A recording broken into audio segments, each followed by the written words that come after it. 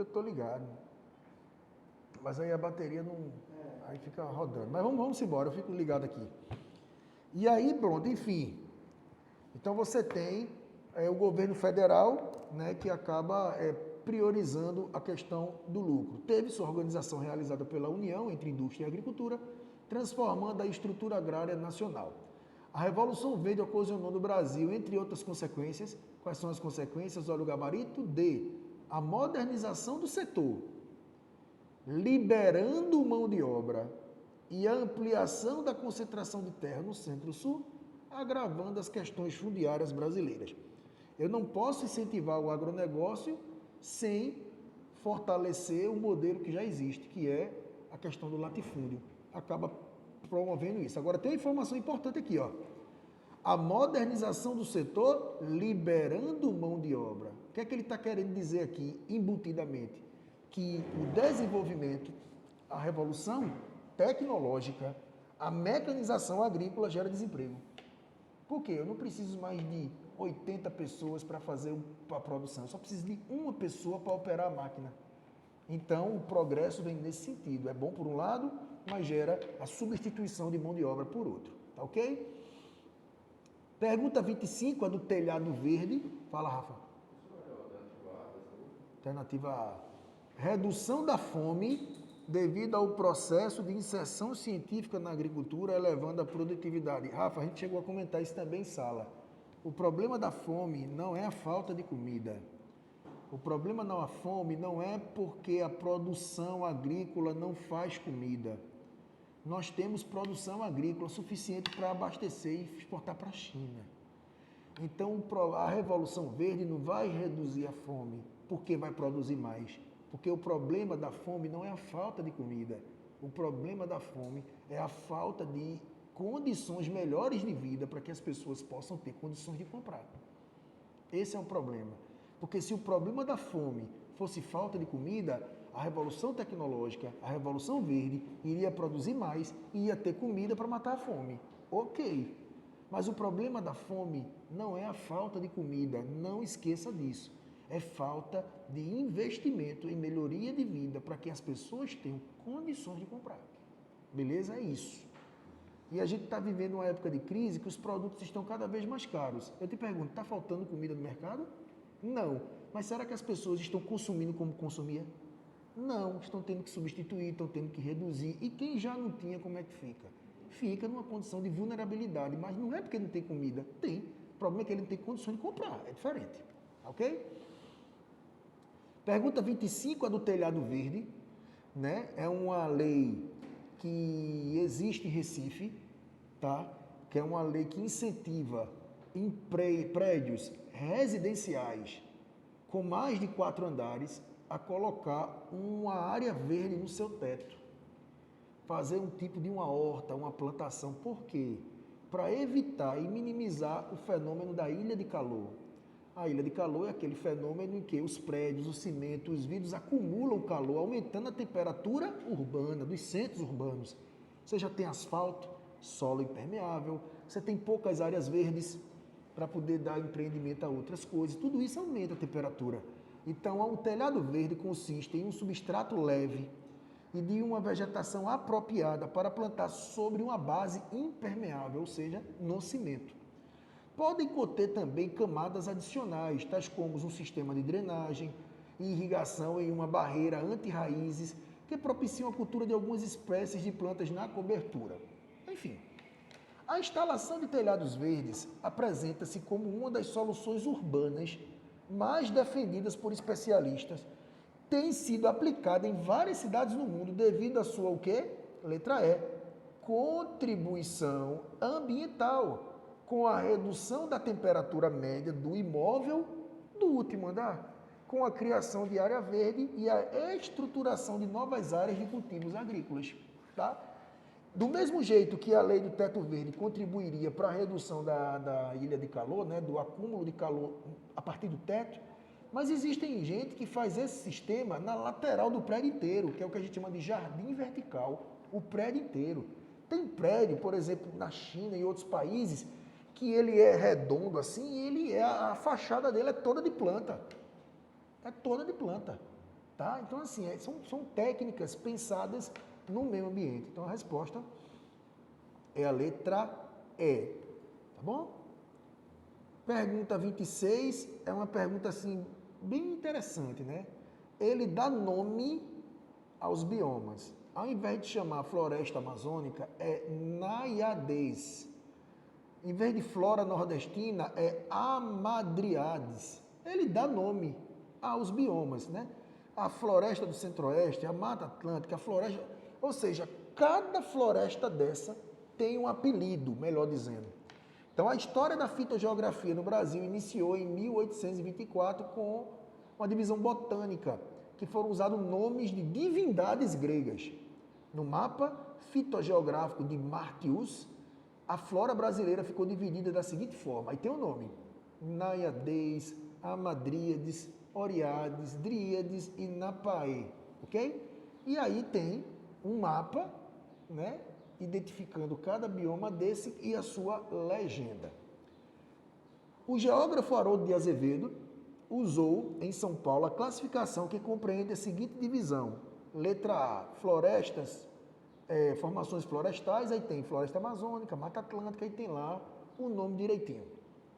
Com base no mapa e na comparação entre as classificações de Martius, com aqueles nomes gregos, e do geógrafo Haroldo de Azevedo, fazendo essa comparação de uma classificação com a outra, o que a gente pode afirmar? E o gabarito da letra D, Naiades, o que é Naiades? Aí se você for lá em cima, Naiades é o primeiro, que do lado tem flora amazônica. Aí ele está dizendo, Naiades corresponde à formação florestal amazônica, que possui cobertura, ele descreve a Amazônia, umbrófila, feições latifoliadas, hidrófilas, higrófilas, sendo dividida em andares e apresentando rica biodiversidade. Perfeito!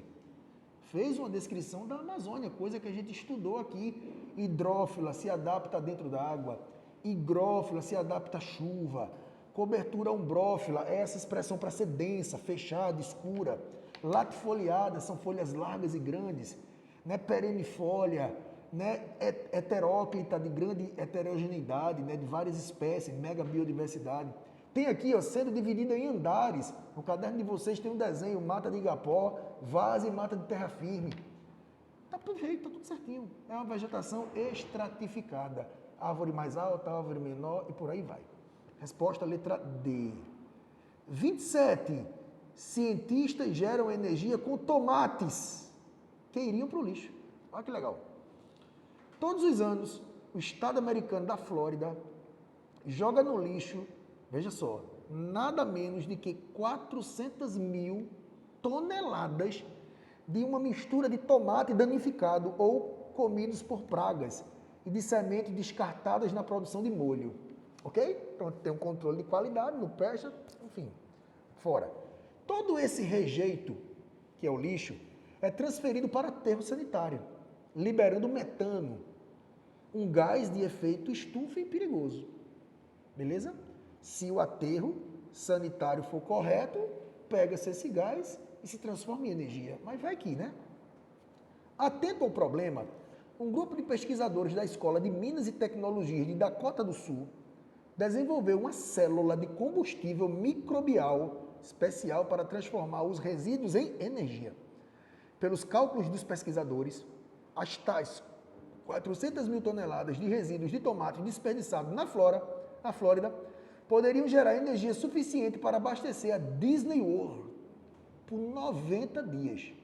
E olha que a Disneylandia deve consumir energia, porque deve ser um gasto de energia da moléstia, não? Né, Clara? Né? Enfim, o processo de aproveitamento descrito no texto pode ser benéfico do ponto de vista socioambiental. Pode? Pode. Socioambiental? É claro que sim. Eu evito lixo. Ambientalmente, eu estou ressignificando, gerando energia, minimizando outras fontes de energia. Eu tenho uma série de benefícios, né? E o gabarito da letra B de bola contribui para a geração de energia limpa e renovável, que é a questão do lixo, além de reduzir os impactos ambientais provocados pelo descarte do lixo. Ou seja, eu não tenho lixo, porque vai ser destinado para gerar energia limpa e renovável. Biogás. Excepcional. Eu cheguei até a comentar em aula que seria uma fonte do futuro, porque a população vai aumentar, o lixo só vai se multiplicar. E a gente vai até quando colocar em aterro? Até quando a gente vai viver sem reciclar, sem ressignificar as coisas? Entendido? Então, você utilizar uma coisa que já seria descartada para poder gerar uma solução, foi feito isso aqui em sala de aula. O lixo hoje é um problema porque é visto como um problema. Quando a gente olhar o lixo como um recurso, aí o tomate que ia para o lixo vai servir como matéria-prima para gerar energia. Aí seria uma solução. Letra B. O 28 tem aí uma música, né? Do povo oprimido nas vilas, favelas. Da força da grana que ergue e destrói coisas belas. Da feia fumaça que sobe, apagando as estrelas. Eu vejo surgir teus poetas de campos e espaços, tuas oficinas de florestas, teus deuses da chuva. Olha aí, povo oprimido em fila, favela, grana que ergue, destrói coisas belas. Estou falando aí de uma realidade hoje em dia, de desmatamento, de ação do homem, a transformação do espaço pelo homem, para o homem, né? Desmatamento, construção, empreendimentos, enfim, é interessante. Na canção Sampa, de Caetano Veloso, percebe-se um processo antropogênico, ou seja, antrópico, humano, na transformação do espaço geográfico, realizado na cidade que dá nome à música, São Paulo. Como consequência, essa ação transformadora, o que é que vai causar? Vilas, favelas, fumaça que sobe, esconde as estrelas, destrói coisas belas. Gabarito, letra E. Modificou o espaço natural, transformando em uma selva de pedras, alterando a paisagem urbana e contribuindo novos padrões estéticos. Eu transformo um ambiente naturalmente belo para um ambiente urbanizado, antropifizado, de prédios e construções. Caiu até no SSA de vocês no ano passado um mapa do Brasil vermelho, com muitos pontos vermelhos, e perguntando que área vermelha é essa. E essa grande área vermelha era uma área antropofizada, era uma área de ocupação e de transformação humana. Só não tinha muito ponto vermelho na Amazônia. Não tinha, porque lá na região amazônica você tem baixa densidade demográfica, aí tinha mais verde. Então o homem ocupa e transforma o espaço e não é de hoje. Pergunta 29, ó. Mais uma pergunta sobre crise hídrica, ok? Importante. Enfrentando seca histórica, interior de São Paulo busca água, sabe aonde? Em lagos e cavas. Então a alternativa ao sistema Cantareira será apresentada em 43 municípios. Então você tem uma área aí, uma foto, né? Perceba que lá embaixo você tem água passando, assim, pouca água, evidentemente, que é uma área que a galera está extraindo de onde dá, né?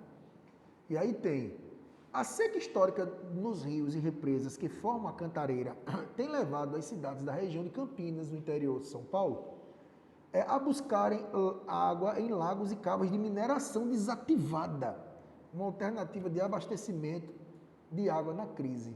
Eu sei que aqui em Jaboatão tem uma região chamada Lagoa Azul. Lagoa Azul. Não sei se vocês conhecem. Lagoa Azul. É um local que o povo faz rapel, mergulha, nada, caiaque. É um local de visitação, um local turístico. Lagoa Azul. Só que essa Lagoa Azul, antes, era uma mineradora. E que recentemente foi descoberto um cemitério de carros no fundo da lagoa. A galera rouba os carros, faz resenha e bota aí e sai jogando. Aí foram investigando e acharam um cemitério de carro. Peça de bicicleta, pneu, saiu pegando do fundo do lago, né? Então, assim, você tem água nessa região porque a água fazia parte do processo de mineração, tá? A seca do complexo Cantareira, responsável por abastecer a capital paulista e cidades do interior e que atualmente apresenta o nível mais baixo desde 1930, tem como causa mais provável o quê? Letra E, desmatamento da Amazônia, que reduz a evapotranspiração, alterando o padrão de funcionamento dos rios voadores, que sopra em direção a planaltos e serra do Atlântico Leste e Sudeste e afeta a distribuição de águas de chuva da região. Perfeito. Tudo que eu comentei, né, anteriormente. Tá bem? Leio 30 e último, outra pergunta sobre o aquífero. Veja, agora eu estou falando do aquífero alter do chão. O aquífero alter do chão, ele sempre foi marcado por ter mais água do que o Guarani, mas em tamanho ele era menor e era menos famoso, porque o Guarani ele é extenso e vai para outro país, então ele tem uma importância geopolítica internacional. O alter do chão é no Pará, tinha muito mais volume de água e tinha sua importância, evidentemente que é um depósito de água. Só que estudos recentes, olha aí, o maior aquífero do mundo fica no Brasil, e abasteceria o planeta por 250 anos. Até 2 anos atrás, o aquífero era conhecido como alter do chão. Em 2013, novos estudos feitos por pesquisadores da Universidade Federal do Pará apontaram para uma área maior ainda. Então não é o tamanho que eles imaginavam, era um tamanho muito maior. Nós avançamos bastante e passamos a chamar de SAGA, Sistema Aquífero Grande Amazônia. Por quê? Porque ele descobriu que não fica só no Pará, se estende grande área para a Amazônia. Tá? E aí fizemos um estudo e vimos que aquilo que era o alter do chão é muito maior do que sempre se considerou. E criamos um novo nome para não ficar essa confusão, achando que alter do chão é só Pará. SAGA, Sistema Grande Amazonas, que pega o Amazonas e o alter do chão que já tinha, só fez mudar o nome pela dimensão. Lembrando que esses estudos foram feitos analisando postos de petróleo, antigamente da Petrobras, e se descobriu, né, um rio subterrâneo do tamanho do Amazonas, minha gente, só que subterrâneo, que é o rio Ranza, descobriu que o alter do chão é maior do que você imaginava, então você tem uma transformação, tem um mapa aqui, tá? E aí ao analisar as dimensões e a localização do sistema SAGA, um problema estrutural pode ser constatado, pois existe no Brasil uma dificuldade nas resoluções das questões hídricas, que se deve ao gabarito e à letra A, que diz assim, distribuição desigual do volume hídrico com relação à concentração populacional. Pois a região que concentra mais da metade de toda a água doce do Brasil tem apenas 5% da população. Então, a distribuição de água no Brasil ela é ineficiente.